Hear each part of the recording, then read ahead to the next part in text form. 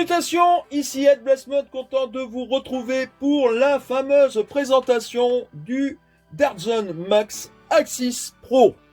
Que voici, franchement c'est un excellent blaster. Alors à savoir une petite chose, c'est que ce blaster est fourni en deux packaging. Donc le premier packaging c'est le fameux blaster avec tous ses accessoires dont la batterie et le chargeur. Et le deuxième packaging c'est tout simplement le blaster avec tous ses accessoires sauf la batterie et le câble de chargement. Moi personnellement je n'ai pas pris la batterie parce que des batteries comme celle-ci, donc comme celle-ci en XT30, j'en ai à peu près 6-7, donc sincèrement prendre une batterie supplémentaire ça n'avait aucun sens pour moi. Dans le packaging il est fourni bien évidemment le blaster ainsi qu'un organe de visée à l'avant, un organe de visée arrière. Alors ici vous avez une vis à mât que j'ai moi-même rajouté.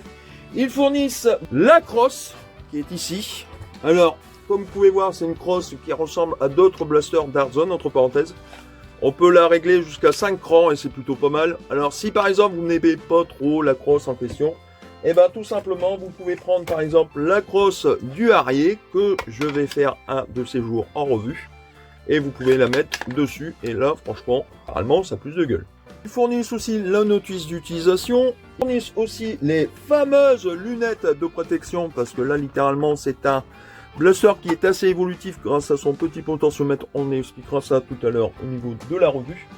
Ils fournissent aussi 40 fléchettes Amber Dart. Alors pourquoi 40? Tout simplement parce que dans le packaging vous avez bien évidemment deux chargeurs de 20 fléchettes et ça c'est plutôt pas mal. Maintenant à savoir comment les avoir à part, malheureusement sur Blaster Time ils ne les font pas encore séparément, ça c'est un peu dommage. Ils fournissent bien évidemment le fameux Becker qui est sur le même style que le Vector Pro. Allez voir ma revue du Vector Pro pour celui qui ne l'aurait pas vu. Et bien évidemment comme moi j'ai pris le packaging sans la batterie, normalement, logiquement, avec la batterie, il y en a pour 79 €. Alors moi, j'ai préféré, comme je vous ai dit tout à l'heure, prendre ce packaging-là 10 € moins cher. Savoir si je ferai quand même quelques tests de vélocité avec la batterie d'origine du blaster. Oui, effectivement, j'en ai une, donc aucun souci, je pourrais quand même faire les tests de vélocité avec. Maintenant, passons à la revue de ce blaster. Sur ce blaster, vous avez déjà pas mal de choses. Ici, vous avez un rail de personnalisation type Picatinny et ce sera le seul. Vous avez les organes de visée qui sont totalement amovibles. Alors bien sûr, si vous voulez mettre par exemple un rail dot ou quoi que ce soit d'autre en rail Picatinny, il n'y a aucun souci. Mais de base, franchement, avec ces deux systèmes de visée, c'est amplement suffisant. Ici, vous avez la fameuse poignée. Alors la poignée, elle ne sert qu'à une seule chose. Donc vous enfoncez la poignée, faites un quart de tour. Ah, ça switch. Donc c'est le premier chargeur. Hop, c'est le deuxième chargeur. Ça c'est plutôt pas mal. À savoir que c'est juste, on va dire, esthétiquement correct, on va dire. Parce que vous pouvez le faire tout simplement avec le pouce. Et c'est beaucoup plus simple, surtout en partie. Ici vous avez le fameux sélectionneur de tir. Donc là, ici nous sommes en semi-automatique. Et là, on est en full automatique. Ici, bien évidemment, vous avez le fameux compartiment là où on met une batterie de 7 volts 4. Ne mettez jamais une batterie de 11 volts 4. Personnellement, j'ai demandé à Blaster Time si effectivement on pouvait par exemple mettre une batterie de 11 volts 1. Il le déconseille. Je vais suivre les instructions à la lettre et on ne mettra que la batterie 7 volts 4 dedans. Alors vous allez me dire, il n'y a pas la place. Et ben si justement, regardez, je mets la batterie. Vous allez me dire, mais oui, mais après comment on fait? Là, il y a un petit espace là. Eh ben en fait, au niveau de cet espace là, c'est fait en sorte que on peut le mettre comme ceci. Et regardez bien, quand la batterie elle est grande, mais elle passe en dessous ici. Et ça, c'est plutôt bien conçu, je trouve. On va remettre le petit couvercle. Ici, c'est pour enlever les deux chargeurs, ou alors si vous voulez changer de chargeur par chargeur, il suffira d'enlever de chaque côté, tic, les deux chargeurs, tout simplement. Si vous avez la particularité d'avoir un petit potentiomètre. Alors pour l'instant, là ici, il est en sécurité, donc il est éteint. Vous voyez, là, je peux actionner, ça ne fonctionne pas du tout.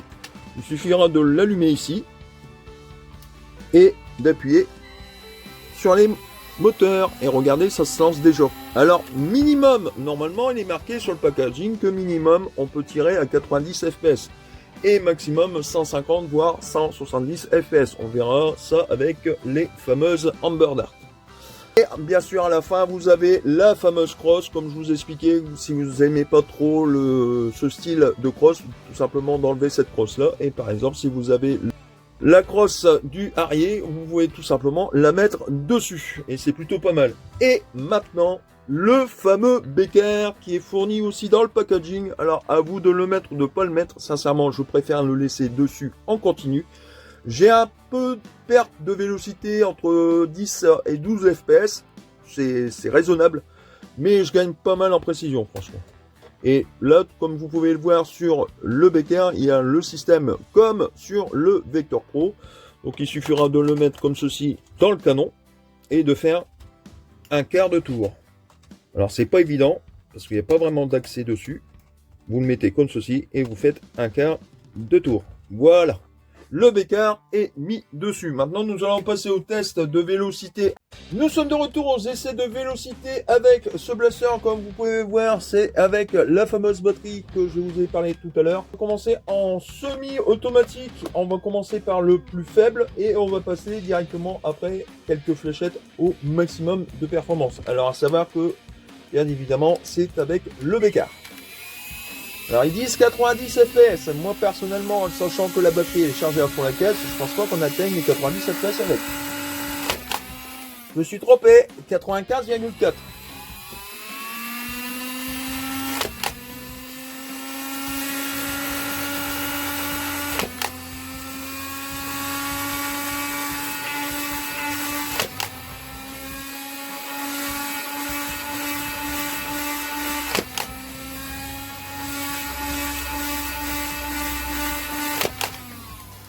Pour l'instant, c'est correct. Effectivement, on atteint les 90 voire 100 fps avec. Maintenant, on va mettre le système au maximum et voir les performances qu'on peut faire avec ce blaster.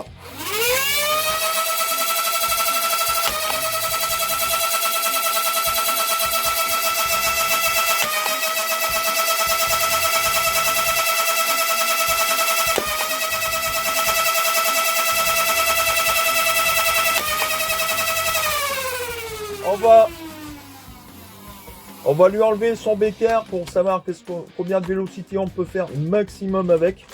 Déjà du 155 fps avec, c'est plutôt correct, hein, franchement c'est génial. On va passer sans le bécard, voyons voir maintenant combien on peut faire sans le fameux bécard.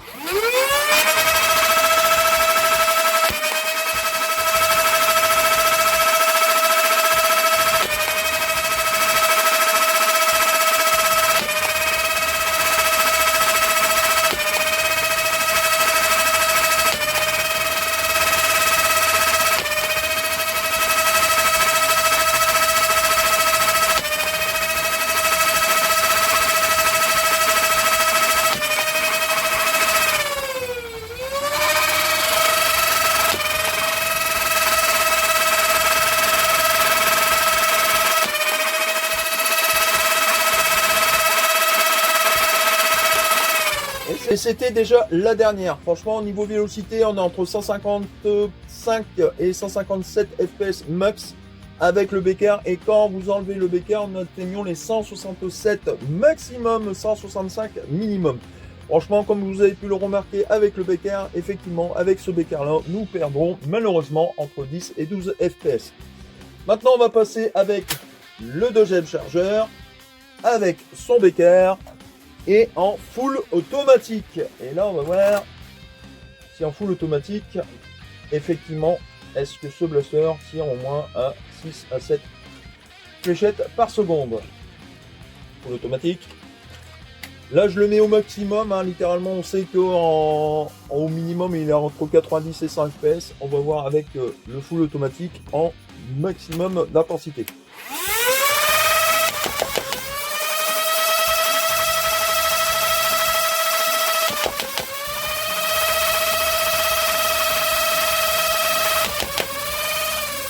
Là, franchement, avec le bécard full automatique, On a quasiment autant de vélocité que sans le bécard en semi-automatique. On va lui enlever son bécard et on va faire les dernières fléchettes de ce blaster en full automatique.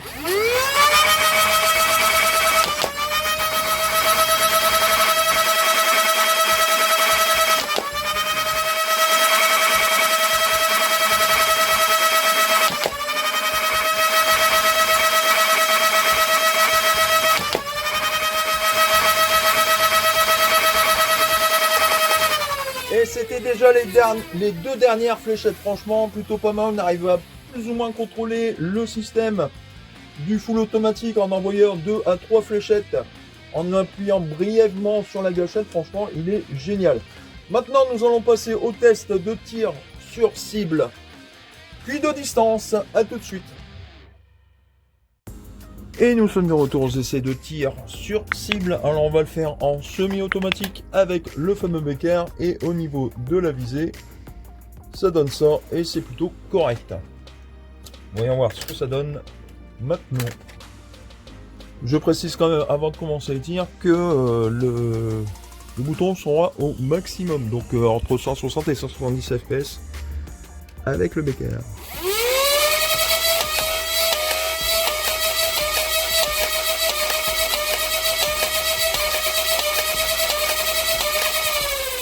Franchement c'est correct, hein.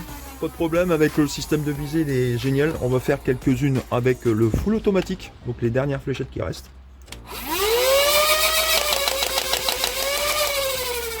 Franchement, il est génial. Allez, on va se faire le deuxième.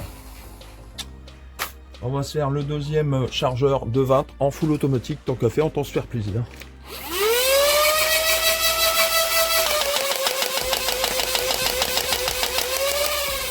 Et voilà, alors sur la totalité des fléchettes, il n'y en a que 2 qui sont partis un petit peu de travers, ça c'est normal, c'est full automatique, ça a toujours été. Maintenant nous allons passer au test de distance, donc je vais faire quelques fléchettes avec le bécard et quelques fléchettes sans le bécard pour voir le maximum de performance qu'on peut faire avec ce blaster. A tout de suite. Donc voici au test de tir de distance et on va voir avec le bécard combien on peut faire, bien sûr en semi-automatique. Potentiomètre au maximum, combien on peut faire en tir tendu au niveau de la distance. On va voir ce que ça donne.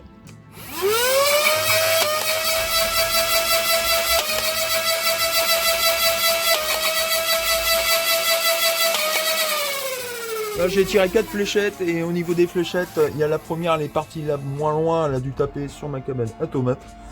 Donc on est à peu près à 22 mètres. Donc on va aller voir ça de suite. Alors voyons voir ce que ça donnait. Alors le troisième fléchette elle est partie bizarrement, elle est partie dans la cabane automate, donc elle doit être aux alentours de 22-25 mètres. On va aller voir ça tout de suite. Donc là on est au 10 mètres. Là on est au 15 mètres. Là on est au 20 mètres. Là on est 22 mètres 50. Effectivement.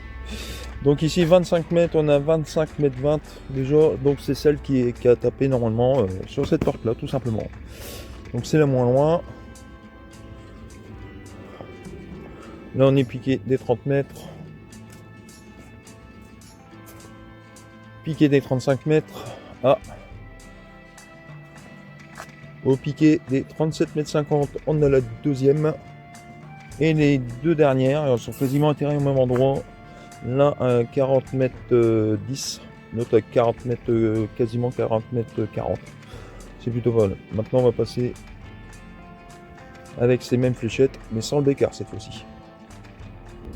Donc là on va faire sans le bécard et on va voir combien de portées maximum qu'on peut faire. Alors savoir que sans le bécard, les fléchettes vont avoir tendance à partir sur les côtés.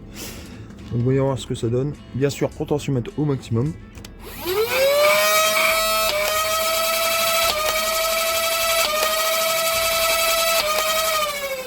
Je pense que la plupart des fléchettes ont été à 40 mètres facile.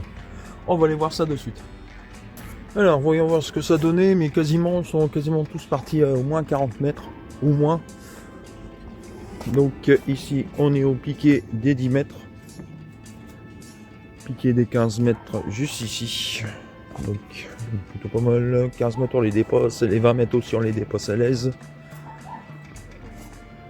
Piqué des 25 mètres. Piqué des 30 mètres. Ah, on a une fléchette à 35 mètres. Elle est juste là. Une à 35 mètres. Donc déjà, c'est déjà pas si mal.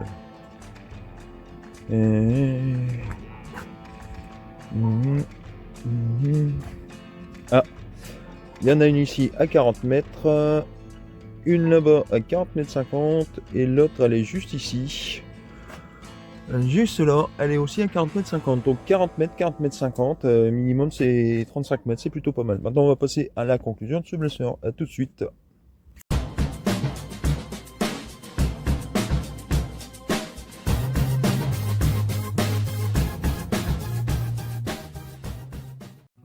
Nous voici à la conclusion du fameux Dartzone Max Axis Pro. Franchement, c'est un excellent blaster. Alors moi, les points négatifs que j'ai notés, déjà la première point négatif pour ma part, c'est sa fameuse poignée. Sa poignée est un peu trop petite pour moi, littéralement, comme vous pouvez le remarquer. Le deuxième point négatif, c'est pourquoi avoir mis un canon comme ceci, pourquoi ne pas enlever ce système-là, et je pense que c'est ce que je vais faire à l'avenir. Je vais enlever la partie qui se trouve ici, qui ne sert strictement à rien, c'est juste esthétique. Car c'est son gros point négatif, c'est que quand vous voulez tout simplement changer le bécard, et ben pour faire tourner le bécard d'un quart de tour, et ben on est légèrement embêté avec ce canon. Troisième point négatif que j'ai à noter, c'est que ce bécard est propriétaire. Si vous voulez par exemple mettre un bécard un peu plus performant, on va dire, du X-Shot pour Longshot 2.0, ben littéralement, vous ne pouvez absolument pas le mettre dedans. Ça, c'est son gros point négatif. Mais autrement, ça reste un très bon blaster avec chargeur de 20 fléchettes chacun. Sincèrement, le problème, c'est que j'essaie de trouver ces fameux chargeurs sur Blaster Time. Mais si vous voulez avoir des chargeurs supplémentaires, il faudra bien évidemment acheter un Axis supplémentaire. Littéralement, ça ne vaut littéralement pas le coup. Autant prendre tout de suite des chargeurs Worker de 18, comme celui-ci, qui sont compatibles bien évidemment avec ce blaster. À savoir que les Workers de 18, on peut mettre jusqu'à 20 fléchettes dedans sans aucun souci. Alors, à savoir que tous les chargeurs Dartzone vont dessus. X-Shot Prolong Shot première version, X-Shot Prolong Shot deuxième version, X-Shot AEB vont dessus. Les seuls et uniques chargeurs, bien évidemment, qui ne vont pas dessus, c'est celui du Nightingale ou du Venom. Ça, c'est totalement normal car c'est des mini-chargeurs. Et les chargeurs des anciens modèles comme celui-ci. Donc, c'est un chargeur de 15 coudées. Malheureusement, ça ne clippe pas correctement dessus. Donc, tout ce qui est, si vous avez des chargeurs comme ceci de 15 ou de 12, littéralement, comme ceci, vous oubliez, dans le Axis Pro, ça ne sera pas compatible. C'est un peu dommage. Je trouve sincèrement que ce blaster a pas mal d'avantages et aussi quelques inconvénients, mais il a plus d'avantages que d'inconvénients. Et personnellement, il est très polyvalent. Vous pouvez le mettre au minimum quand vous êtes en salle, par exemple. Pas obligé d'avoir une vélocité excessive pour pouvoir tirer avec. En basse performance, on a 98,3 avec le bécard et 110,3 sans le bécard. C'est plutôt correct en basse performance et franchement, ce blaster est polyvalent. Franchement, vous pouvez tout faire, aussi bien du semi-automatique que du full automatique. Voilà, c'est sur ce que je clôture la conclusion du fameux Dartzone Max Axis Pro. N'oubliez pas de vous abonner, de liker, de partager la vidéo et d'activer la petite cloche de notification pour ne rien rater de mes nouvelles vidéos. Sur ce, c'était Headblast Mode. Salutations! Et à la prochaine!